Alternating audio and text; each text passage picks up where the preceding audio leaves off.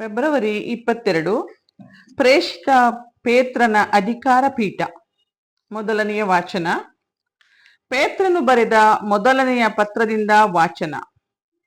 ನನ್ನ ಜೊತೆ ಹಿರಿಯರೇ, ಕ್ರಿಸ್ತ ಯೇಸುವಿನ ಮರಣ ಯಾತನೆಯನ್ನು ಕಣ್ಣಾರೆ ಕಂಡವನು, ಮುಂದೆ ಪ್ರತ್ಯಕ್ಷವಾಗುವ ಮಹಿಮೆಯಲ್ಲಿ ಭಾಗಿಯಾಗಲಿರುವವನು, ಸಭಾ ಪ್ರಮುಖನೂ ಆದ ನಾನು ನಿಮ್ಮಲ್ಲಿ ಪ್ರಮುಖರಾದ ಇತರರನ್ನು ಪ್ರೋತ್ಸಾಹಿಸಿ ವಿನಂತಿಸುವುದೇನೆಂದರೆ, ದೇವರು ನಿಮಗೆ ವಹಿಸಿಕೊಟ್ಟಿರುವ ಮಂದೆಯನ್ನು ಕಾಯಿರಿ, ಕಡ್ಡಾಯದಿಂದಲ್ಲ, ದೇವರ ಚಿತ್ತಾನುಸಾರ ಅಕ್ಕರೆಯಿಂದ ಕಾಯಿರಿ. ದ್ರವ್ಯದ ದುರಾಸೆಯಿಂದಲ್ಲ, ಸೇವಾಸಕ್ತಿಯಿಂದ ಕಾಯಿರಿ. ನಿಮ್ಮ ಪಾಲನೆಗೆ ಒಳಗಾಗಿರುವವರ ಮೇಲೆ ದರ್ಪದಿಂದ ದೊರೆತನ ಮಾಡದೆ ದೇವರ ಮಂದೆಗೆ ಆದರ್ಶ ಮಾದರಿಗಳಾಗಿರಿ. ಆಗ ಮಾತ್ರ ಪ್ರಧಾನ ಕುರಿಗಾಹಿ ಪ್ರತ್ಯಕ್ಷನಾಗುವಾಗ ಮಲಿನವಾಗದ ಮಹಿಮಾನ್ವಿತ ಜಯಮಾಲೆಯನ್ನು ಪಡೆಯುವಿರಿ. ಪ್ರಭುವಿನ ವಾಕ್ಯ. ದೇವರಿಗೆ ಕೃತಜ್ಞತೆ ಸಲ್ಲಲಿ. ಕೀರ್ತನೆ. ಶ್ಲೋಕ. ಪ್ರಭು ಕುರಿಗಾಹಿಯಾಗಿರಲು ನನಗೆ ಕುಂದು ಕೊರತೆಗಳೆಲ್ಲಿಯವು ಎನಗೆ.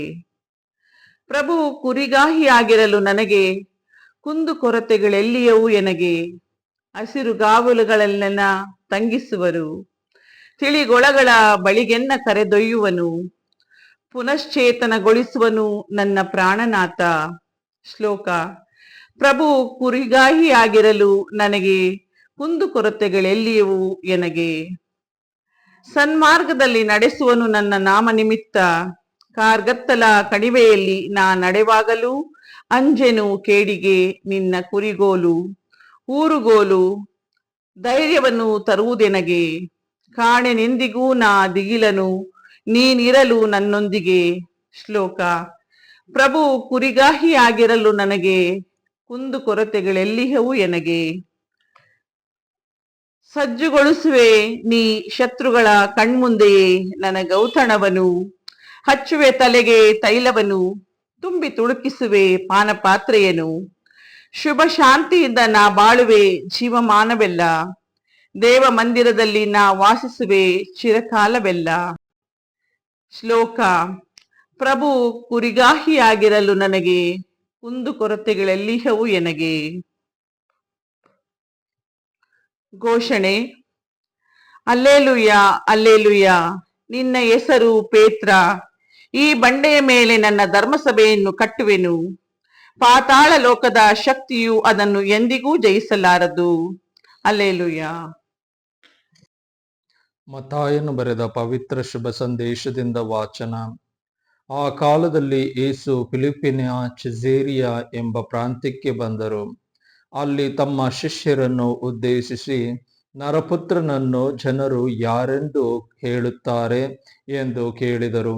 ಅದಕ್ಕೆ ಶಿಷ್ಯರು, ಸ್ನಾನಿಕ ಯೌವಾನ ಎಂದು ಕೆಲವರು ಹೇಳುತ್ತಾರೆ, ಮತ್ತೆ ಕೆಲವರು ಎಲಿಯನು ಎನ್ನುತ್ತಾರೆ, ಯೆರೆಮೀಯನು ಅಥವಾ ಪ್ರವಾದಿಗಳಲ್ಲಿ ತಾವು ಒಬ್ಬರು ಎಂಬುದು ಇನ್ನು ಕೆಲವರ ಅಭಿಪ್ರಾಯ ಎಂದು ಉತ್ತರ ಕೊಟ್ಟರು.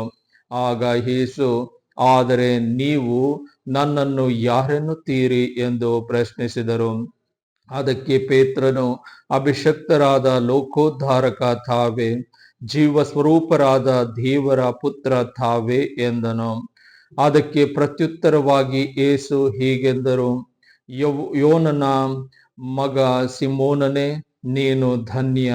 ಈ ವಿಷಯವನ್ನು ನಿನಗೆ ಶ್ರುತಪಡಿಸಿದ್ದು ನರಮಾನವನ ಶಕ್ತಿಯಲ್ಲ, ಸ್ವರ್ಗದಲ್ಲಿರುವ ನನ್ನ ಪಿತನೇ. ನಾನು ನಿನಗೆ ಹೇಳುತ್ತೇನೆ ಕೇಳು. ನಿನ್ನ ಹೆಸರು ಪೇತ್ರ. ಈ ಬಂಡೆಯ ಮೇಲೆ ನನ್ನ ಧರ್ಮಸಭೆಯನ್ನು ಕಟ್ಟುವೆನು.